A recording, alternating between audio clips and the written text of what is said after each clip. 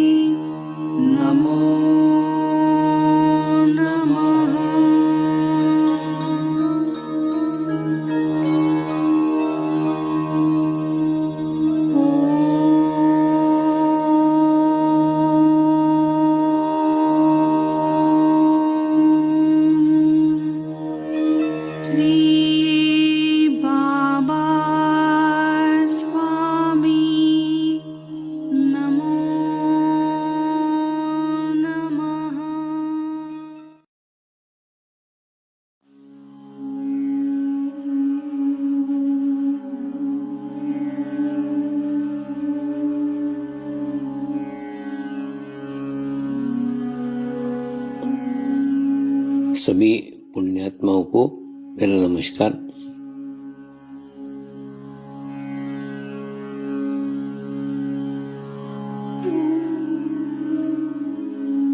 गुरुर्ब्रह्मा गुरुर्विष्णु गुरुर्देवो महेश्वरा, गुरु साक्षात् परब्रह्म तस्मै श्री गुरुवे नमः।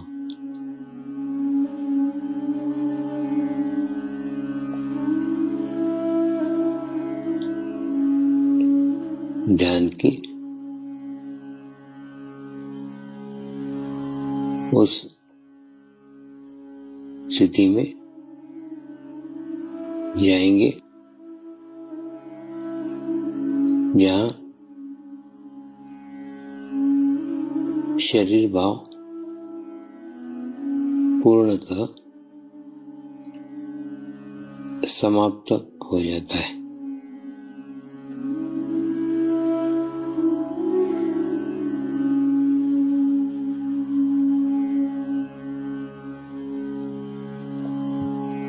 अपने पूरे शरीर को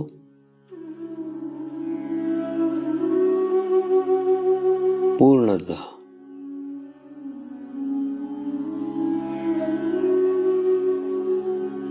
शिथिल छोड़ देंगे, एकदम रिलैक्स हो जाइए।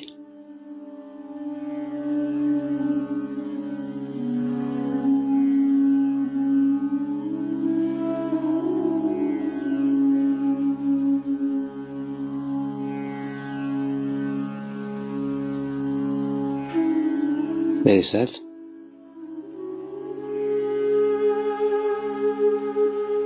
मंत्र का उच्चारण करेंगे।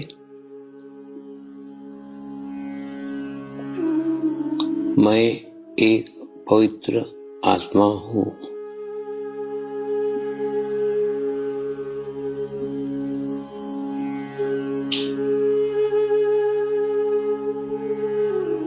मैं एक शुद्ध आत्मा हूँ।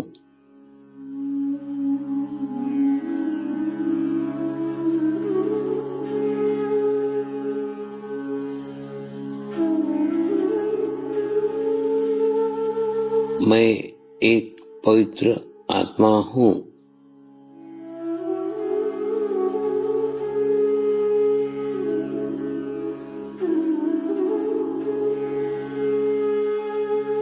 मैं एक शुद्ध आत्मा हूँ।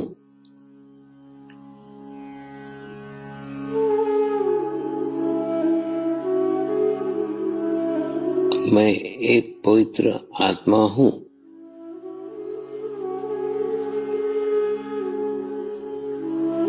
मैं एक शुद्ध आत्मा हूँ।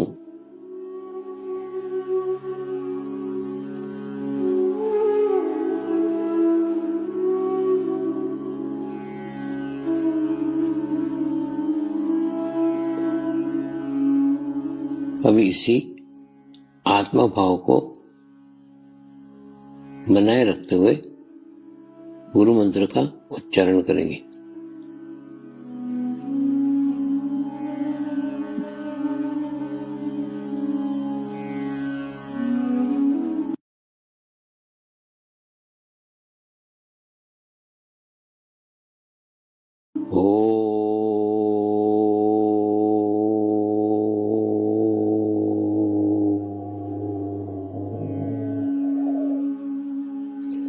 श्री शिव कृपानंद स्वामी नमो नमः।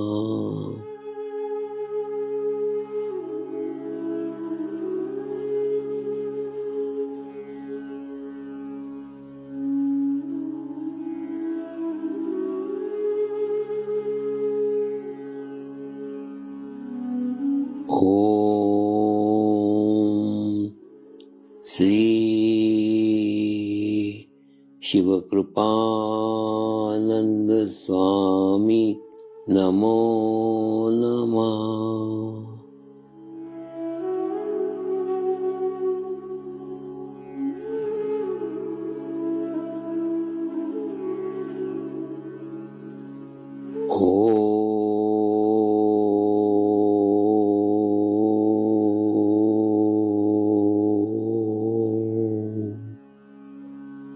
श्री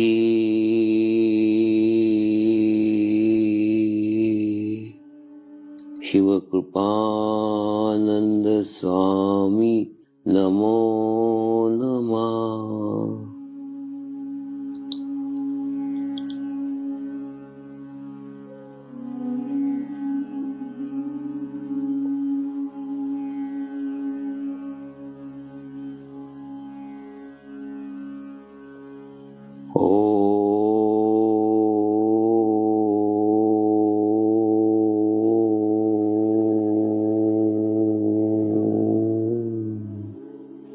श्री शिव कृपानंद स्वामी नमो नमः।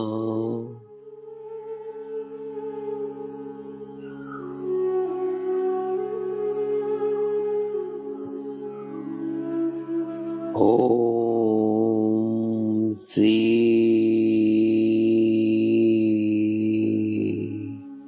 शिव कृपानंद स्वामी नमो नमः।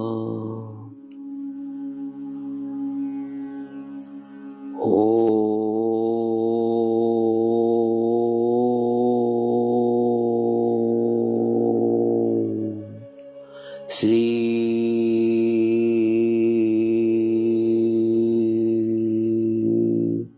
शिव कृपानंद स्वामी नमो नमः।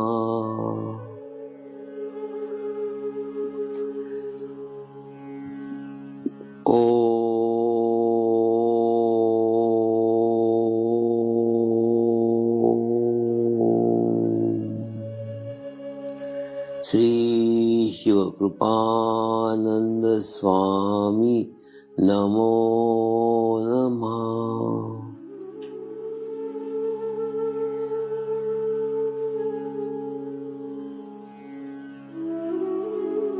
ओम श्री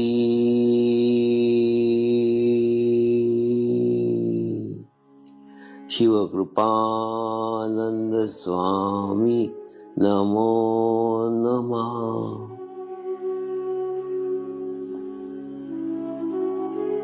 ओम श्री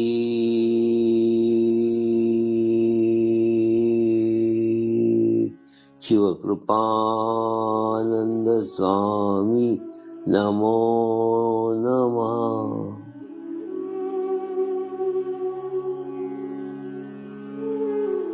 अब आप अपना चित्त सहस्त्रार पे रख के थोड़ी देर के लिए ध्यान में जाएंगे।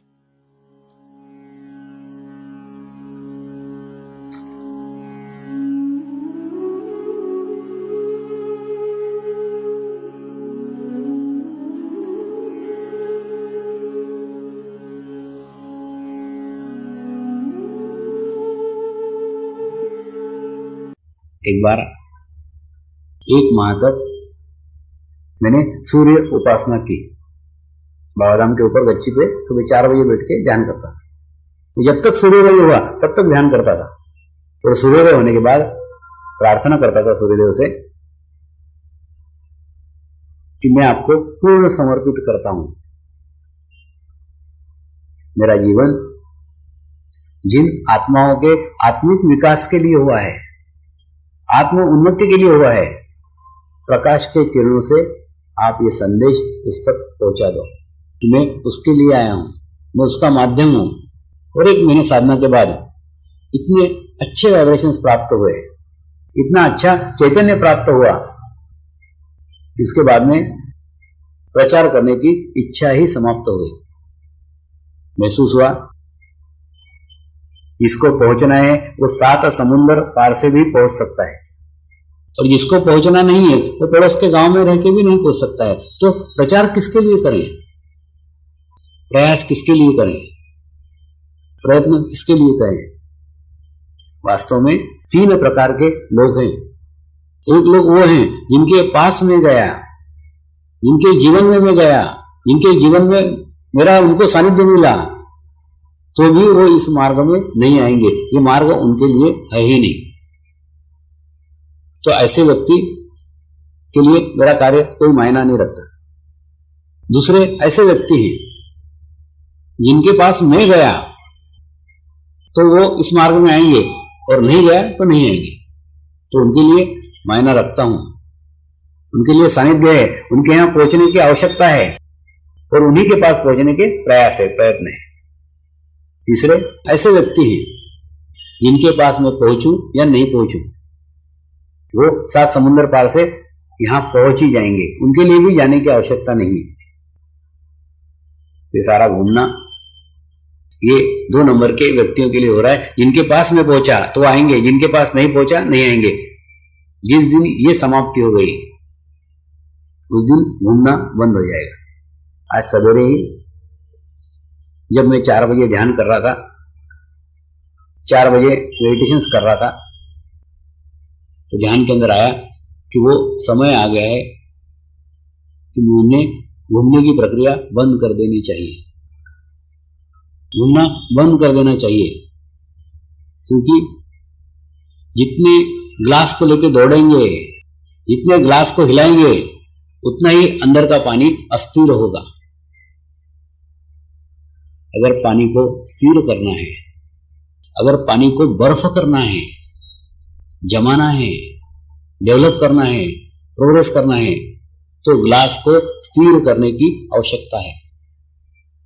अगर ये स्थूल शरीर ऐसा ही घूमता रहा, ऐसा ही जगह जगह हिलता रहा, तो अंदर का पानी कभी स्थिर नहीं हो सकता। सूक्ष्म शरीर कभी स्थिर नहीं हो सकता, और सूक्ष्म शरीर स्थिर नहीं हो सकता तो साधकों की डेवलपमेंट नहीं हो सकती, साधकों की प्रोग्रेस नहीं हो सकती।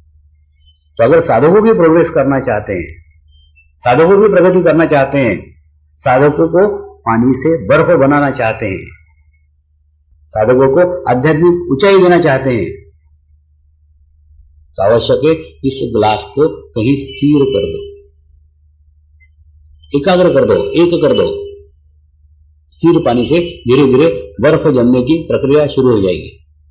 और आज आए हुए मैसेज, आज आए हुए संदेश गुरु स्थान से आए, भावनगर से मेरा पुराना संबंध है। यहाँ कोई विषय मालूम पड़ रहा है, यहाँ कुछ जानकारी हो रही है, तो वो बहुत सटीक है, बहुत पास की है, बहुत करीब की है। तो आज अनुभव किया, धीरे धीरे स्थिर हो जाना चाहिए। और स्थिर हो जाने के बाद सारे साधकों को चित्त में लेके ध्यान करना चाहिए, मेडिटेशंस करना चाहिए। तो जो साधक कनेक्टेड है, जो साधक जुड़े हुए हैं, बराबर उनकी आध्यात्मिक प्रगति होगी ही। एक साधना, एक ध्यान की पद्धति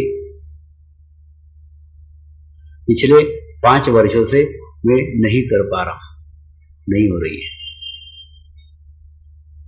और अब लग रहा है उसी ध्यान की पद्धति का समय आ गया है, जब हम लोग हिमालय में एकत्र होते थे, जो सामूहिक रूप में ध्यान करते थे, सामूहिक रूप में मेडिटेशंस करते थे। जिस प्रकार से आप 4 मित्र एकत्र होकर पिकनिक पे जाते हो, ठीक उसी प्रकार से हम लोग भी 8-10 लोग मिलकर के ध्यान करते थे, 8-10 लोग मिलकर के मेडिटेशंस करते थे। और हमारे शरीर में जो 7 चक्र हैं, इन 7 चक्रों के परे और 7 चक्र हैं। उन 7 चक्रों पे जाकर सामूहिकता में, कलेक्टिविटी में अपने आत्मा को ब्रह्मांड में छोड़ देते थे। और 15 दिन 20 दिन ऐसी स्थिति में घूमते थे, फिर ऑटोमेटिकली सहजता से, सरलता से सब एक साथ वापस आते थे, सामूहिकता में जाते थे, सामूहिकता में आते थे। लेकिन उसमें से कोई भी हड़बड़ी में, कोई भी जल्दी में नीचे आने का प्रयास नहीं करता था। इतने निकट के संबंध, इतने अच्छे संबंध आपस में तालमेल के साथ थे। तो इस प्रकार का ध्यान जब करते थे तो शरीर की कोई क्रियाएं नहीं होती थी, सारी क्रियाएं बंद हो जाती थी। 20 दिन 25 दिन कोई एक्टिविटी नहीं। और उस शरीर को देखरेख करने के लिए कुछ लोगों को रखा हुआ था, कुछ महात्माओं को रखा हुआ था, कुछ संतों को रखा हुआ था। उनके सानिध्य में ये क्रिया करते थे। ये ध्यान पिछले 5 सालों से मैं नहीं कर पाया और महसूस करता हूं मैं अलग थलग पड़ गया, ये समाज में आके गुम हो गया। मेरा भी शायद समाज का कार्य समाप्त होने की ओर है। मैं भी फिर उस ध्यान की अवस्था में फिर से जाना चाहता हूं। लेकिन अब जब उस ध्यान की अवस्था में जाऊंगा तो जितने साधक मेरे साथ जुड़े हुए हैं, जितने साधकों के कनेक्शन मेरे साथ में हैं, वो सारे इस प्रगति के तहत 25 दिन में, 30 दिन में एक आध्यात्मिक स्थिति को प्राप्त करेंगे। क्योंकि अभी मैं अकेला नहीं हूं, जगह जगह जाके, अलग अलग देशों में जाके कनेक्शन स्थापित कर रहा हूं, संबंध स्थापित कर रहा हूं। और ये संबंध स्थायी करने की प्रयास है। स्थायी होने के बाद इस स्थिति का लाभ सबको प्राप्त होगा। क्योंकि जीवन में जब भी कभी अच्छे स्थान पे जाता हूं, अच्छी जगह जाता हूं, सब साधकों को लेके ध्यान करता हूं, मेडिटेशंस करता हूं। जर्मनी के पास एक ऑस्ट्रिया करके जगह है, वहां एक आल्प्स पर्वत है। जैसे हमारे यहाँ हिमालय वैसे आल्प्स पर्वत है। तो उस आल्प्स पर्वत पे भी जब भी ध्यान करने के लिए बैठा, सब साधकों को पहले अपने चित्त में भर लिया और चित्त में भरने के बाद में फिर ध्यान करते बैठा हुआ। और जब ध्यान में से बाहर आया तो ये पागलों सरी का पानी की बोतलें पे बोतलें पी रहा था और लोग मुझे पागल सरी का देख रहे थे। वहां इतना बर्फ था, लोग गर्म कॉफी पी रहे थे और मैं ठंडा पानी पी रहा था। क्योंकि जो साधक इससे जुड़े हुए थे, जिन साधकों को मैंने चित्त में लिया था, ये सब कनेक्शन तो किया हुआ था, उन्होंने मुझसे संबंध तो स्थापित किया हुआ था, लेकिन रेगुलर ध्यान करते नहीं थे। और ये रेगुलर ध्यान नहीं करते थे, उनकी सजा मेरे को भुगतना पड़ी, उनकी गर्मी मुझे ग्रहण करना पड़ी। इसलिए साधकों से एक ही निवेदन है, माना है तो संपूर्णता के साथ मानो।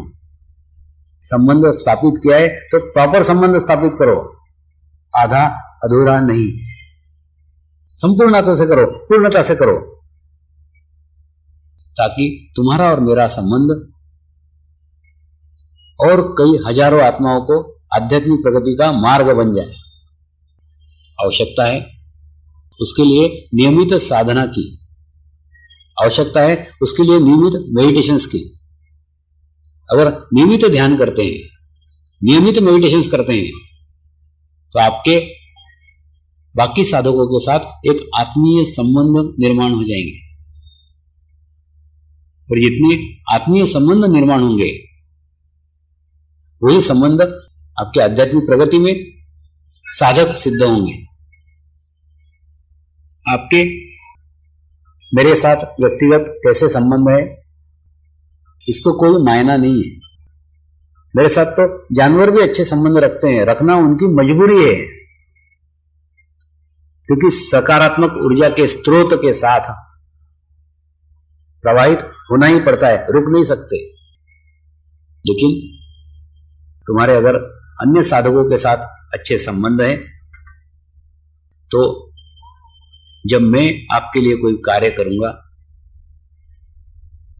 जब कोई साधना करूंगा, उस साधना में दूसरे साधक आपके मार्ग में बाधा नहीं बन सकते, दूसरे साधक आपके मार्ग में रुकावट नहीं बन सकते। एक रुकावट साधकों में यह आ रही है, इसलिए आवश्यकता है साधकों के साथ आत्मीय संबंध हो। दूसरा, ये सारा मार्ग, सारा ध्यान कुंडलिनी शक्ति के ऊपर आधारित है। कुंडलिनी शक्ति एक स्त्री शक्ति है और स्त्री शक्ति का आदर किए बिना, स्त्री शक्ति का रिस्पेक्ट किए बिना इसमें से मार्ग निकल ही नहीं सकता।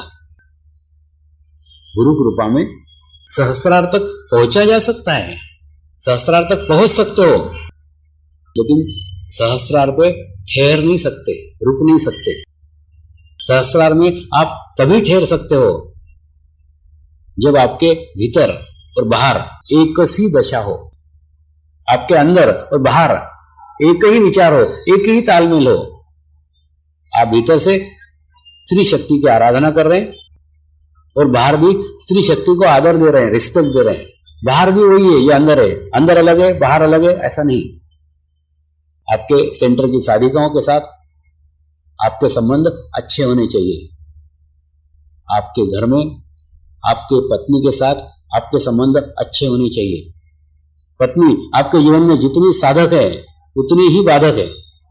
उसका एक विचार आपको पूर्णता से गिरा सकता है।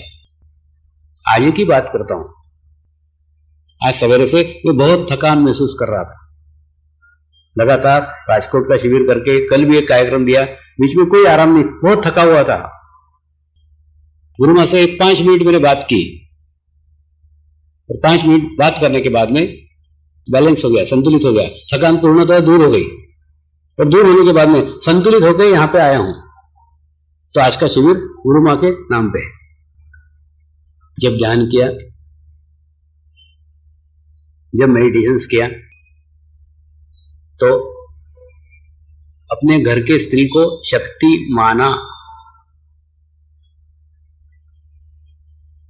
मानना एक आत्मा का भाव है, आत्मीयता से माना और मानते मानते मानते मानते उसमें शक्ति का निर्माण हुआ।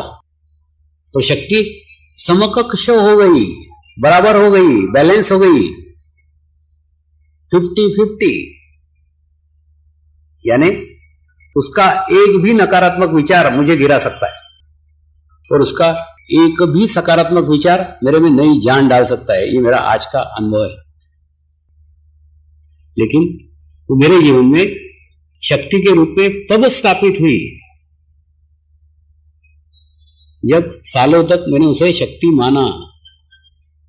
शक्ति की जानकारी हमें भी है, हम भी शक्ति के उपासक हैं, हम भी शक्ति की आराधना करते हैं। और गुजरात में तो शक्ति की बात करने की आवश्यकता नहीं है। नवरात्रि का माहौल, नवरात्रि की स्थिति, नवरात्रि की उपासना, सारे प्रयास, सारे प्रयत्न स्त्री शक्ति के आराधना के हैं। लेकिन अंबा की पूजा करके, अंबा की आराधना करके, अंबा की आरती करके, अंबा के नाम पे उपवास करके काम न चलेगा। अंबा को अंबा मानना पड़ेगा। एक अंबा आपके घर में भी बैठी हुई है। जब तक घर की अंबा खुश नहीं है, घर की अंबा प्रसन्न नहीं है, घर की अंबा सकारात्मक नहीं है, अंबा का पूजन कोई मायना नहीं रखता, अंबा की उपासना कोई मायने नहीं रखती। इसलिए आवश्यक है आपका दृष्टिकोण भीतर और बाहर समकक्ष होना चाहिए, एक जैसा होना चाहिए। भीतर भी आराधना कर रहे हैं, स्त्री शक्ति की आराधना ध्यान में भीतर कर रहे हैं, और स्त्री शक्ति की आराधना बाहर भी व्यवहार में भी कर रहे हैं। भीतर जो महसूस करते हैं और बाहर जो व्यवहार करते हैं, इन दोनों में सामंजस्य होना चाहिए, समानता होनी चाहिए, एक जैसी होनी चाहिए। अन्यथा भीतर की उपासना नाटकीयता है,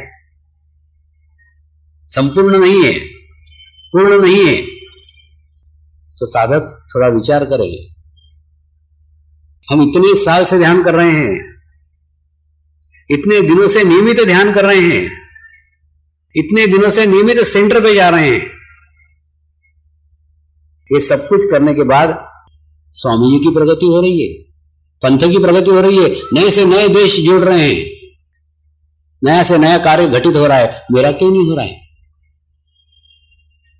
मेरे अंदर क्या कमी है? कहां मैं चूक रहा हूं? कहां गलती हो रही है? ध्यान तो रोज लगता है, सहस्त्रार तक पहुंचता हूं, सहस्त्रार की अनुभूति रोज मुझे होती है,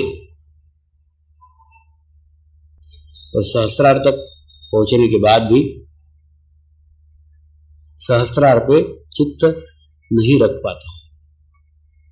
क्या कारण है? कारण एक ही है कि भीतर और बाहर में अंतर है। इसलिए जीवन में जो भीतर है वो आपके व्यवहार में बाहर प्रकट होना चाहिए, प्रकटीकरण भी वही होना चाहिए। अगर वो प्रकटीकरण भी वही होता है तो आप बाहर कहां स्त्री शक्ति को खोजते फिर रहे हैं? स्त्री शक्ति आपके घर में ही बैठी हुई है, आपके घर के अंदर ही है। तो अगर स्त्री शक्ति की उपासना के साथ साथ अपने स्त्री की भी आदर होना चाहिए, सम्मान होना चाहिए। मैं ये नहीं कहता कि अपने स्त्री के पैर पड़ो, लेकिन भीतर आदर होना चाहिए, सम्मान होना चाहिए। कोई आपके ऐसे विचार से, कोई आपके व्यवहार से वो दुखी नहीं होना चाहिए। ध्यान के बारे में सालों से बड़ी गलत गलत मान्यताएं हैं, ध्यान के बारे में बड़े गलत गलत विचार हैं। वो सिर्फ इसीलिए है क्योंकि जिन्होंने ध्यान की एक उच्च अवस्था प्राप्त की वो लोग समाज में आए ही नहीं, समाज के पास नहीं रहे, समाज के करीब नहीं रहे, तो उसके कारण ध्यान क्या है वो पता ही नहीं। तो कल्पना किया कि ध्यान यानी सब कुछ छोड़ करके जंगल में भाग जाना, पत्नी छोड़ना, बच्चे छोड़ना, संसार छोड़ना, यानी ध्यान करना। ये ध्यान का अर्थ लगाया गया है। वास्तव में ऐसा कुछ नहीं है। मेरे गुरुदेव सामान्य मनुष्य के लिए सोचते हैं, प्रत्येक सामान्य मनुष्य के लिए प्रयासरत हैं, प्रयत्नरत हैं।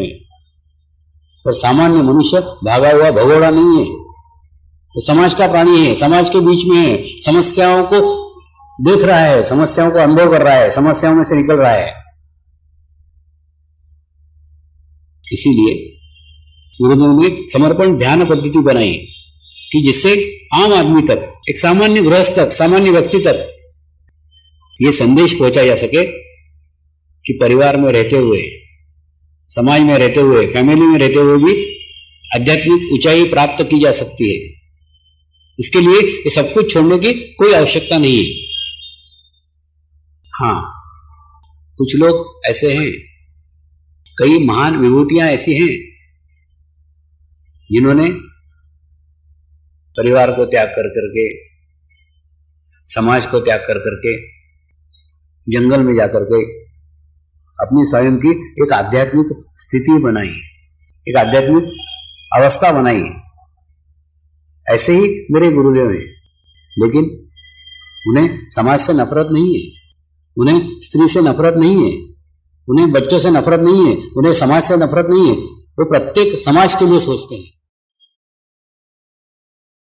इस माध्यम से आप सामूहिकता के साथ जुड़ जाते हैं, आप कलेक्टिविटी के साथ जुड़ जाते हैं, और कलेक्टिविटी के साथ जुड़ने के बाद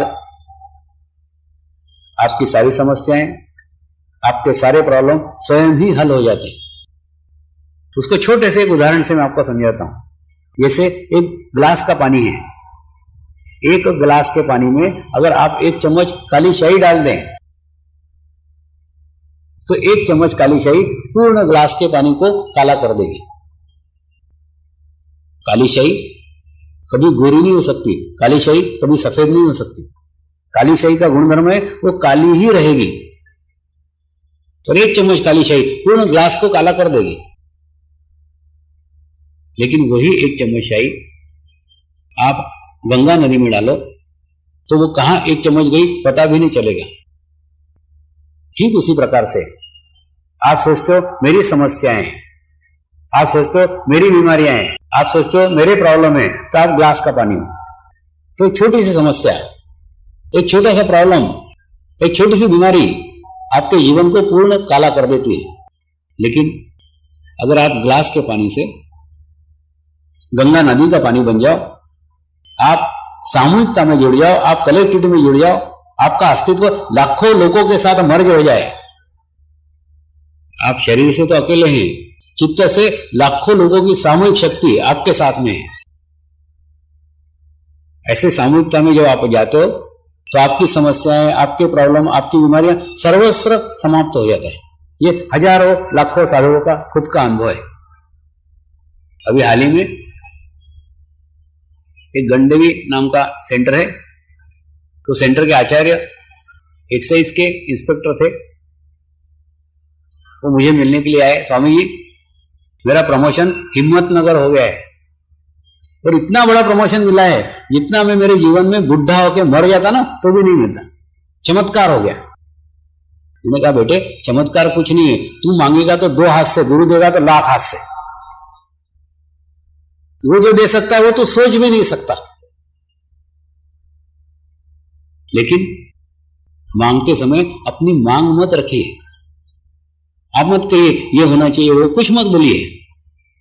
आप एक ही कहिए गुरुदेव आपके इच्छा अनुसार हो, जैसे आपकी इच्छा है वैसा हो। ये होना चाहिए, ये नहीं होना चाहिए, अपनी बुद्धि मत लगाओ। अरे बाबा सामने वाला चॉकलेट का डब्बा देने को बैठा है, काहे एक एक चॉकलेट मांग रहे हो?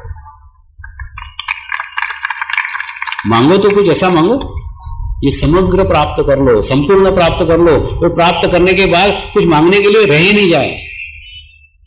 जीवंत तो सदगुरु का सानिध्य बड़ा दुर्लभ है। कई बार मैं सोचता हूं एक व्यक्ति ने रामकृष्ण मिशन में पूरी जिंदगी व्यतीत कर दी, पूरा जीवन व्यतीत कर दिया, और एक व्यक्ति ने रामकृष्ण परमहंस के साथ एक क्षण व्यतीत किया, वो उससे श्रेष्ठ है।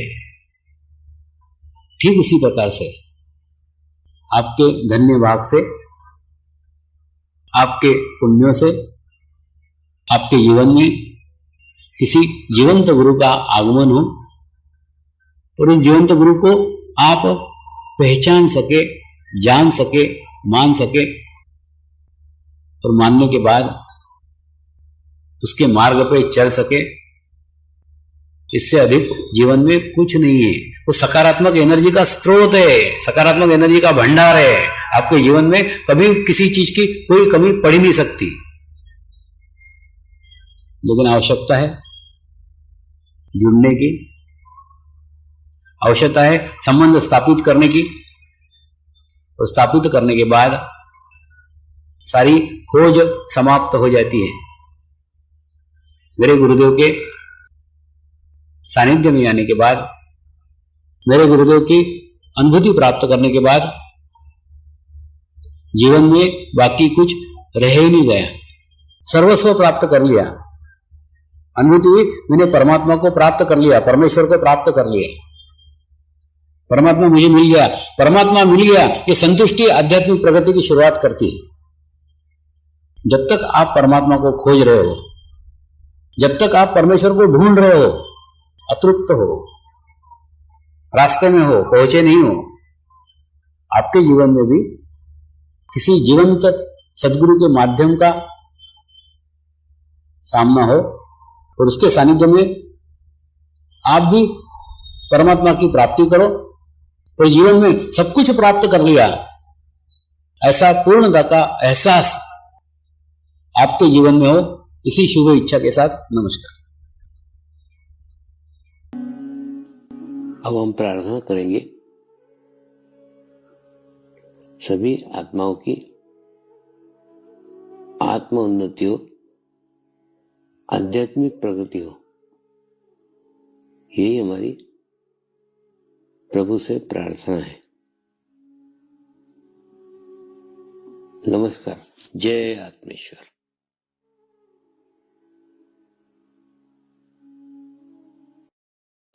शांति पाठ करेंगे। ओम द्यो शांति अंतरिक्षगम शांति पृथ्वी शांति रापः शांतिरौषधयः शांति वनस्पतयः शांति विश्वे देवाः शांति ब्रह्म शांति सर्वगं शांति शांतिरेव शांति क्षमा शांतिरेधि। ओम शांति शांति शांति सर्वारिष्ट सुशांतिर्भवतु।